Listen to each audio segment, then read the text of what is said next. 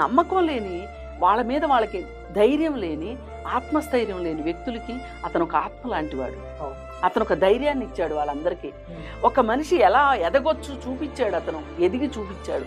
అందరూ పగడాల ప్రవీణులు కానక్కర్లేదు, కానీ వెన్నుముకతోటి నిలబడి వాళ్ళు ఒక ధైర్యంతో, ఒక ఆత్మస్థైర్యంతో బతకడం అయితే చూపించాడుగా, ఒక ఎగ్జాంపుల్గా ఉండి. మరి అతను లేకపోతే వాళ్ళందరూ కదా ఎక్కువ నష్టపోతారు. ఆ లాస్ని ఎవరు ఫిల్ చేస్తారు? ఒక మనిషిని చంపటం, నిజంగా చంపడమే అంతే కనుక చాలా ఈజీ, కానీ వాళ్ళందరి లోటు ఎవరు భర్తీ చేస్తారు చెప్పండి? నిజంగా అవసరం ఆ మనుషులకి అతను.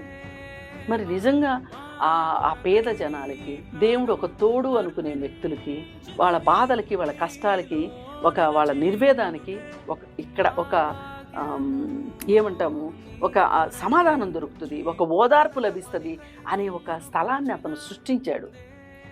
ఆ స్థలానికి రేపటి నుంచి పగడాల ప్రవీణ్ లేని ఆ ప్లేస్కి వాళ్ళు వచ్చి, వాళ్ళు ఏమి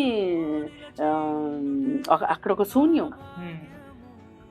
అలాంటి వ్యక్తిని రోడ్ యాక్సిడెంట్లో చనిపోతే కూడా బాధేనండి. ఇలాంటి వాళ్ళు చనిపోకూడదు అంత తొందరగా. వాళ్ళు చాలా బాధ్యత మీద తీసుకున్నారు. పైగా అతను మాట్లాడుతుంటే చాలా ముచ్చటేస్తుంది. అక్కడక్కడ కొన్ని మాటలు కొంచెం కాంట్రవర్షియల్ మాటలు ఉన్నాయి, కొంచెం కాదు చాలానే కాంట్రవర్షియల్ మాటలు ఉన్నాయి. కానీ అవి మాట్లాడక తప్పని పరిస్థితి రెండో వాళ్ళు కల్పించారు. కల్పించారు కాబట్టి అతను ఆ విధంగా చెప్పవలసి వచ్చింది. అలా చెప్తేనా మాట వింటారేమోననేది వచ్చింది.